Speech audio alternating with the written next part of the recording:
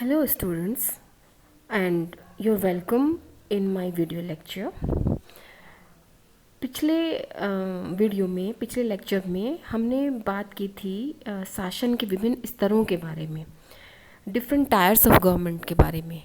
आज हम बात कर रहे हैं शासन के विभिन्न स्तरों पर जनप्रतिनिधियों के बारे में।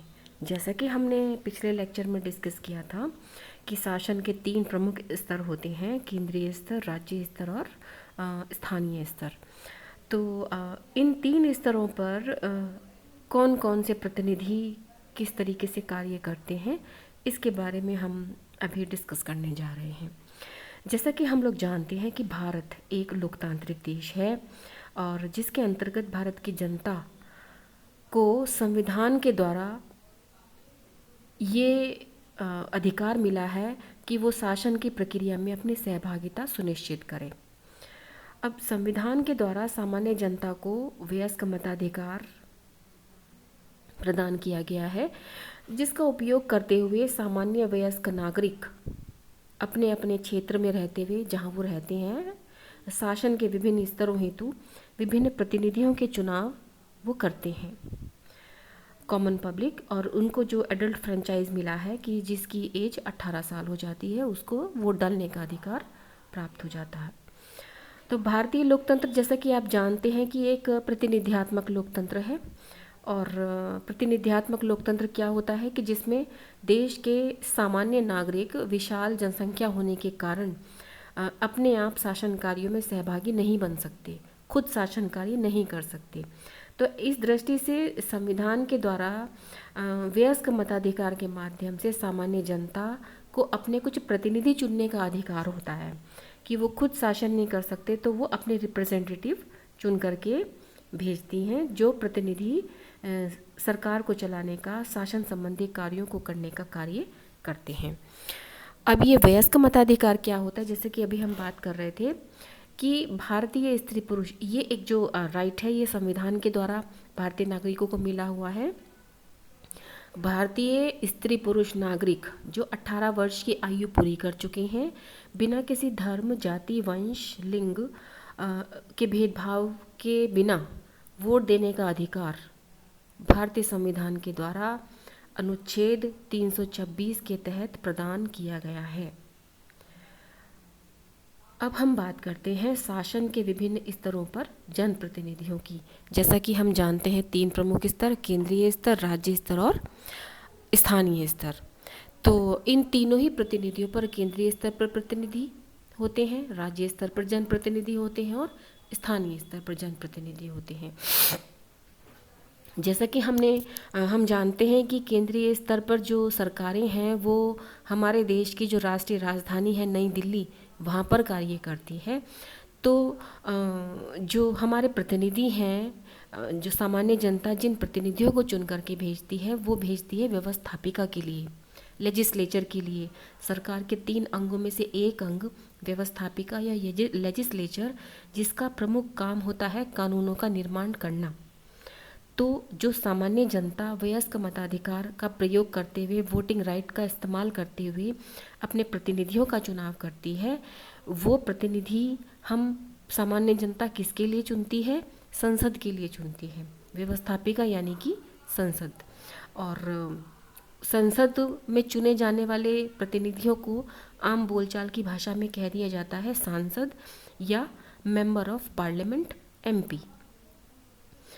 इसी तरह हम बात करें कि जो ये सांसद हैं कि ये देश की राष्ट्रीय राजधानी दिल्ली में कार्य करने वाली है, और केंद्र सरकार के लिए सामान्य जनता जिन प्रतिनिधियों का चुनाव करती है उन्हें सांसद या संसद सदस्य या लोकसभा का सदस्य भी कहा जाता है।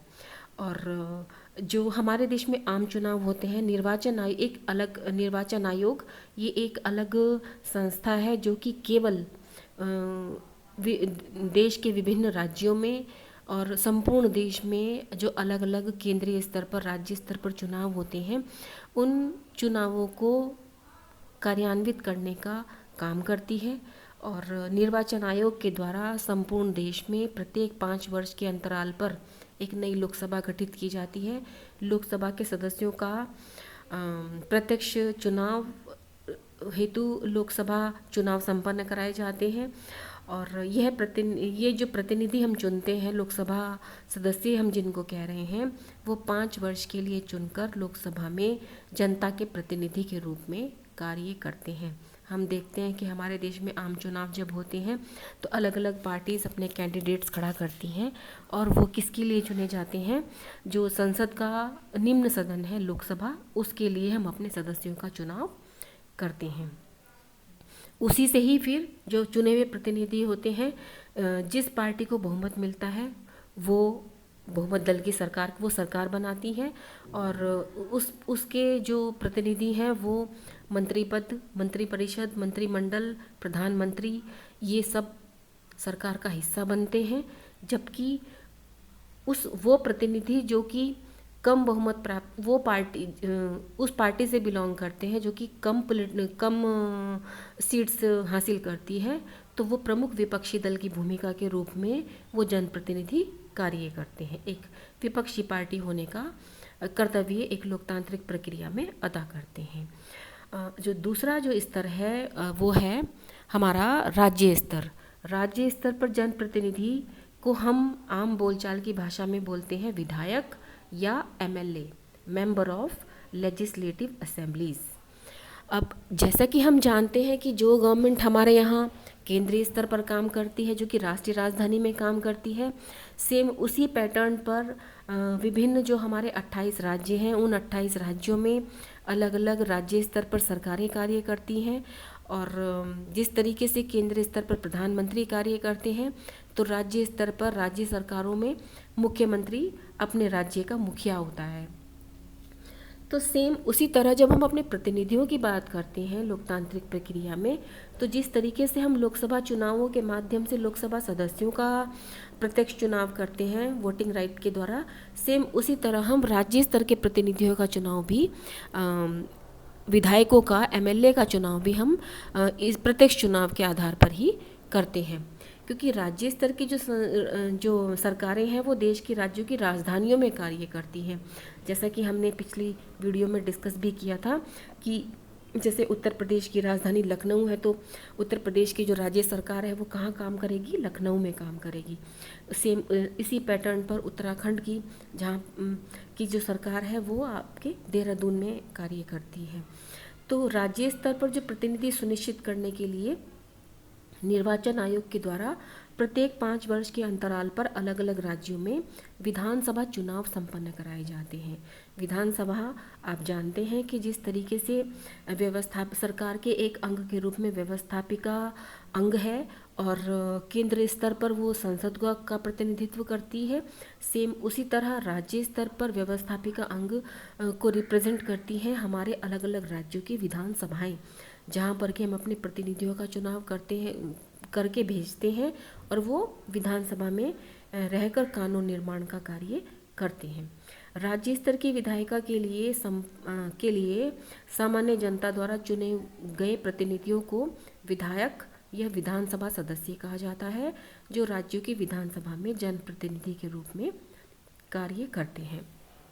यहाँ पर भी वही सिस्टम लागू होता है कि पॉलिटिकल पार्टीज़ अपने अपने कैंडिडेट खड़ा करती हैं, और जिस पार्टी के ज़्यादा उम्मीदवार जीतकर विधानसभा पहुँचते हैं, उस दल की सरकार बनती है, और जिस दल के बहुमत के आंकड़े से कम रह जाते हैं वो प्रमुख विपक्षी दल की भूमिका के रूप में अपना कर्तव्य निर्वहन करते हैं, और विपक्षी दल की प्रतिनिधि के रूप में वो विधानसभा के अंदर कार्य करते हैं। अब तीसरे जो स्तर की जो प्रतिनिधि हैं वो उनको हम कहते हैं स्थानीय स्तर पर जनप्रतिनिधि।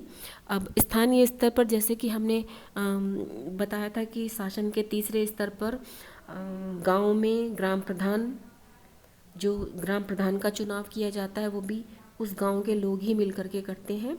और उसके अलावा जो अब हमारी लोकल जो समस्याएं होती हैं गांव से संबंधित, खेती से संबंधित, या कूड़े के निस्तारण से संबंधित, पानी के बंटवारे को लेकर के जो हमारी छोटी छोटी समस्याएं होती हैं, उन समस्याओं के निवारण के लिए, ताकि हम अपनी छोटी समस्याओं को निचले स्तर पर ही सुलझा लें, इसके लिए निचले स्तर तक भी संविधान के माध्यम से जो भारतीय संविधान में 74वें और 73वें और 74वें संशोधन के माध्यम से ये अधिकार दिया गया है पंचायतों को कि सामान्य जनता पंचायतों के लिए वो ये सामान्य जनता पंचायतों के लिए अपने सदस्यों का चुनाव करे।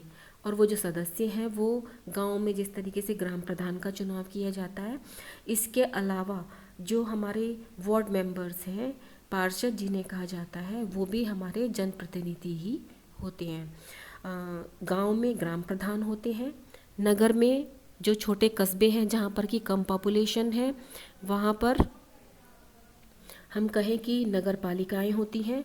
और जो बड़े महानगर हैं वहाँ पर अधिक जनसंख्या है, जहाँ पर जिन शहरों में वहाँ के लिए मेयर या महापौर होते हैं, हेड, जिनका कि चुनाव किया जाता है सामान्य जनता के द्वारा। सेम वही चुनाव प्रक्रिया अपनाई जाती है जैसे कि लोकसभा चुनावों के लिए और विधानसभा चुनावों के लिए अपनाई जाती है।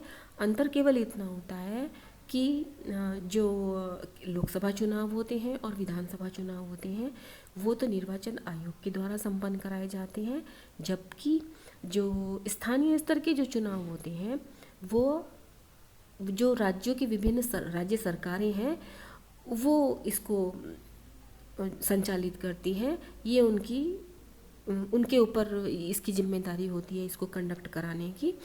और गांव में ग्राम प्रधान या ग्राम पंचायत सदस्यों का चुनाव, छोटे नगरों में नगर पालिका अध्यक्ष और अन्य पार्षद, और नगरों में महापौर, और उसके अलावा वार्ड मेंबर्स जिनको हम कहते हैं, जो हमारे ही प्रतिनिधि होते हैं, हमारे ही आस पड़ोस के रहने वाले, जो हमारी छोटी छोटी समस्याओं की, बिजली की समस्या, पानी की समस्या, शहर में जो नगरीय जीवन से संबंधित समस्याएं होती हैं कि कूड़े के निस्तारण की व्यवस्था, सड़कों की साफ़ सफाई की व्यवस्था, प्रॉपर ड्रेनेज की प्रॉब्लम, सीवर की प्रॉब्लम, तो ये जो प्रॉब्लम्स हैं, इन सब प्रॉब्लम्स को डील करने का काम हमारे महापौर का रहता है। और उससे संबंधित जो अलग अलग गलियों में, मोहल्लों में जो वार्ड मेंबर्स होते हैं उनका रहता है।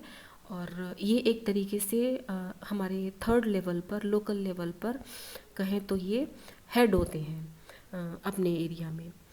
तो ये तीनों ही जो स्थानीय स्तर पर तीनों ही मतलब ग्राम प्रधान, नगर पालिका अध्यक्ष और महापौर, ये तीनों ही स्थानीय स्तर पर जनप्रतिनिधियों की श्रेणी में आते हैं। तो भारतीय संविधान के 73rd और 74th अमेंडमेंट के माध्यम से पंचायती राज को स्थापित किया गया है।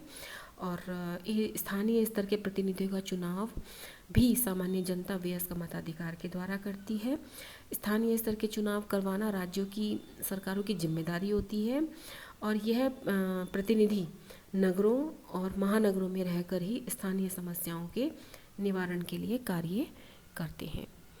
तो थैंक यू।